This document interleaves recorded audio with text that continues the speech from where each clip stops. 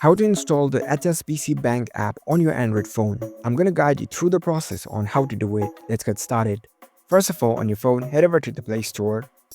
After you're in the store, head over to the search bar, tap on the search bar and type in HSBC and search for it. You will see the HSBC Bank app appear in the search results. It will have this kind of logo over here. Once you find the app, in the right hand side you can see the install option. Tap on the install option to download this app on your phone. The download process might take few moments depending on your internet connection speed. After the app is installed, you'll see the open button. You can directly launch the app from here. The app has been successfully installed already in your phone. So in order to access this app, you can tap on open. You can now create your account and start using this app. So that's how you can easily install HSBC app on your phone. If you found this video helpful, don't forget to give this video a thumbs up and subscribe to our channel for more tech tips. Thank you for watching.